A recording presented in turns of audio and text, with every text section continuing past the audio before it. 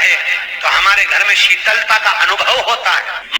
चंपा भी भगवान शंकर को चढ़ती है, पूरे साल नहीं चढ़ती, केवल भादो के महीने में चढ़ती। जब जब जब जब जब जब तुमरुका जी ने नारद जी से कहा, जब तुम्हें शंकर का मंत्र अचानक चलते चलते जाते आते अचानक तुम्हारी जिह्वा पे शिव नाम आ जाए, अचानक तुम्हारी जिह्वा पर शंकर का नाम आ जाए, समझ लेना कोई बहुत बड़ा विघ्न सामने आया था।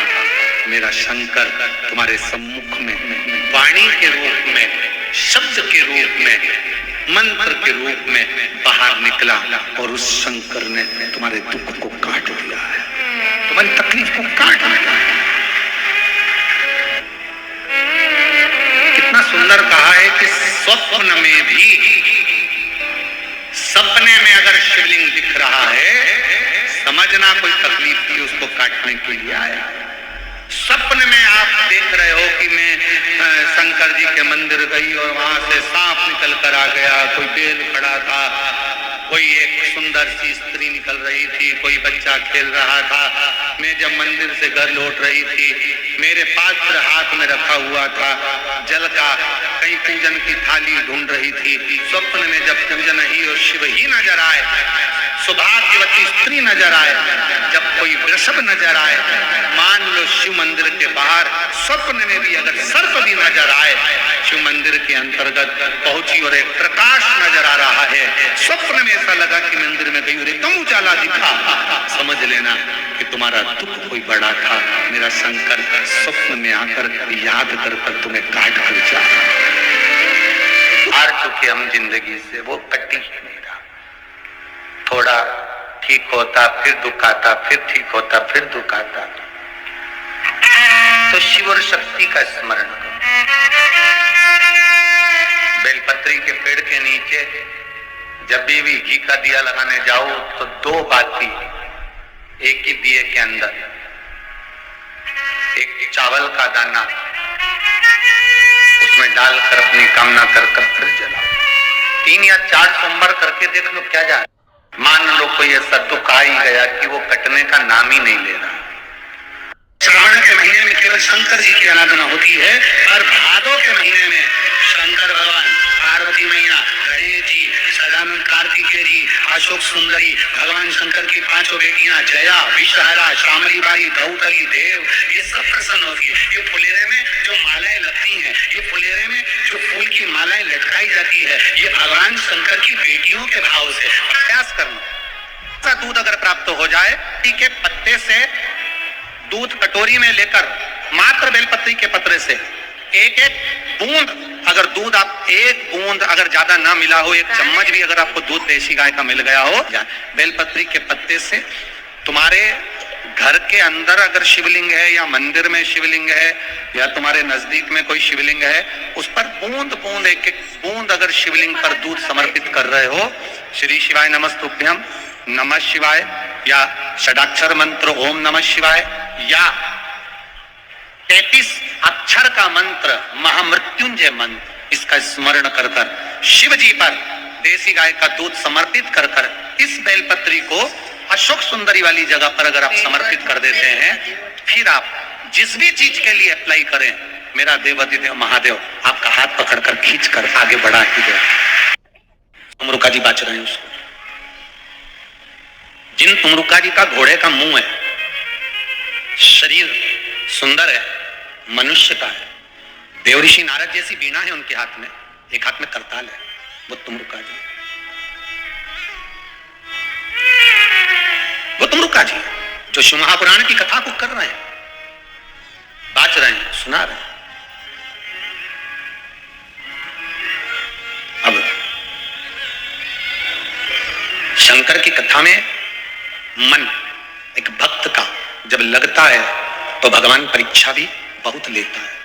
बहुत ध्यान देना, भक्त जब भगवान की ओर झुक जाता है, भक्त जब भगवान का हो जाता है, भक्त जब भगवान की ओर समर्पित हो जाता है, तब भगवान अपने भक्त से खेलना चालू कर देता है। तब भगवान अपने भक्त से थोड़ा थोड़ा खेलता है, अपने भक्त से भगवान थोड़ा आनंद लेता है, परीक्षा लेता है। एक बार माता लक्ष्मी भगवान विष्णु के साथ बैठी हुई थी, पार्वती शंकर जी के साथ बैठी हुई थी।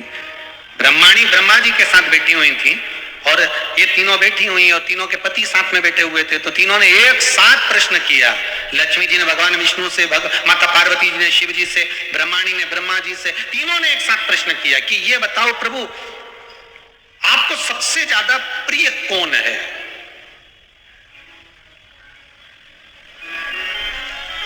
और प्रभु ये भी बता दीजिए कि आपसे बड़ा कौन है? अब भगवान से बड़ा कौन हो सकता है? आपसे बड़ा कौन है? तो भगवान विष्णु और भगवान शंकर और भगवान ब्रह्मा तीनों एक साथ बोल दिए, हमसे बड़ा हमारा भक्त होता है। हमारा भक्त हमसे बड़ा।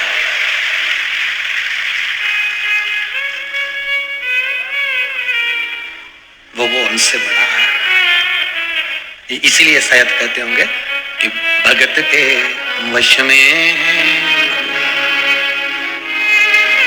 इसीलिए कहते होंगे श्री शिवाय नमस्तुभ्यम कर चिपका कर देखिए, एक बार अपने द्वार पर अपनी चौखट पर लिख कर देखिए घर का वाइब्रेशन क्या करता है। 6 महीने अंदाजा लगाना, पर्चे पर लिखना, इतनी तारीख को चिपकाया था। मेरा आज 6 महीने के अंदर कितने शुभ कार्य हुए हैं, कितने मंगल कार्य हुए हैं, मेरे घर की आवक बढ़ी कि नहीं बढ़ी, मेरा वैभव बढ़ा कि नहीं बढ़ा, मेरा घर में शांति बढ़ी कि नहीं बढ़ी। उस श्री शिवाय नमस्तुभ्यम बोलने वाले का मुख कदर क्यों, किस लिए लिखना? क्योंकि तुम्हारे दरवाजे पर जो आएगा, दरवाजे पर पहले पड़ेगा, उसके दरवाजा खोलते से उसके मुख का तुम दर्शन करोगे तो तुम्हारा कल्याण अपने आप होना प्रारंभ हो जाएगा। आपके दरवाजे पर श्री शिवाय नमस्तुभ्यम लिखा है, किसी ने दरवाजा बजाया, बेल बजाई, घंटी बजाई और आपके दरवाजे पर आकर खड़ा हुआ, उसने सबसे पहले क्या पढ़ा? बोलो जम के। सबसे पहले पढ़ा उसने श्री शिवाय नमस्तुभ्यम। उसका पढ़ते सी, उसके मुख का दरवाजा खोलते सी दर्शन करोगे, अपना कल्याण हो रहा, अपना स्वयं का कल्याण हो रहा।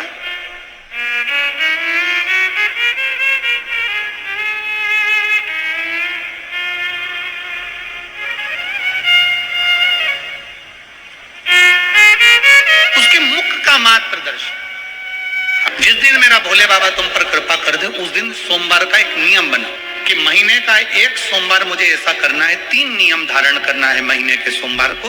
पहला, सुबह जाकर शंकर भगवान को 1 लोटा जल चढ़ाना है।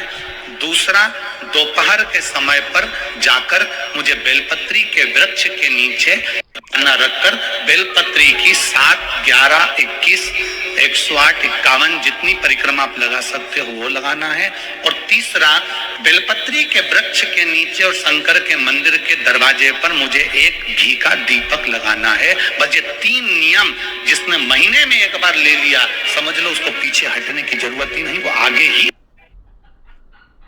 शिव महापुराण की कथा तो यहां तक कहती है कि अगर आप सोमवार का व्रत करते हो, संकट सोमवार का व्रत करते हो, 16 सोमवार का व्रत करते हो और आप सोमवार के दिन अगर बेलपत्री के वृक्ष से बेलपत्र तोड़ रहे हो तो उसका भी दोष है महाराज। अच्छे से समझ लेना। अगर विश्वास और श्रद्धा के साथ अगर भगवान को कुछ भी दिया जाता है तो भगवान उसको स्वीकार करते हैं। भरोसे के साथ अगर परमात्मा को कुछ दिया जाता है तो भगवान उसे स्वीकार करते हैं। अब शबरी अम्बा ने, माता शबरी अम्बा ने राम जी को बेर दिए थे तो वो कौन से थे? झूठे थे ना।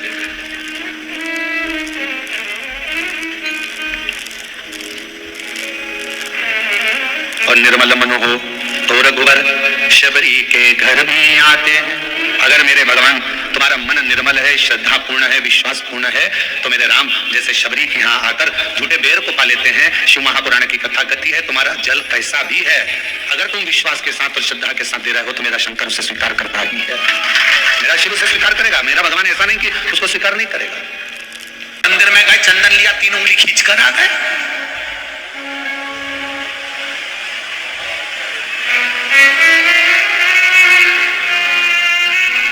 उसको समझो कि उसका कारण क्या है।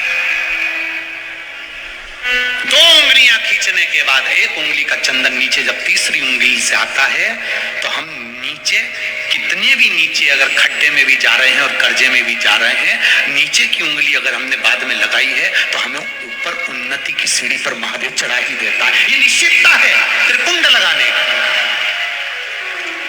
ये त्रिपुंड लगाने की निश्चितता है हमारी।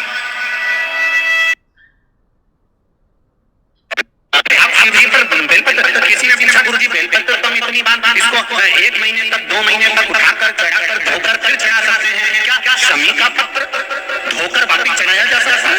नहीं। दुर्वा क्या धोकर वापिस चढ़ाई जा सकती है? नहीं।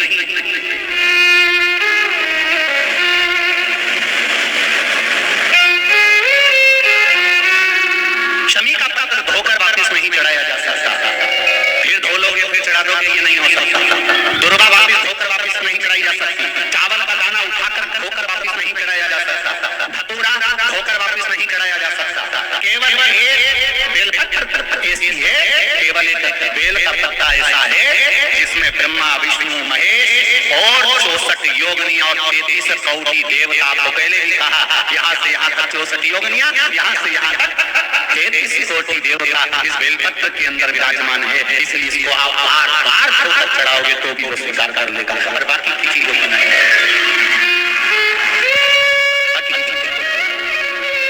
तुम सोचो कि शमी पत्ते को धो ले, शमी पत्र को धो ले और वापिस चढ़ा दे? नहीं। दुर्वा को धो ले वापिस चढ़ा दे? नहीं। चावल के दाने को वापिस धो ले चढ़ा दे? नहीं। धतूरे को वापिस धोकर चढ़ा दे? नहीं। केवल बेलपत्र ऐसा है जिसको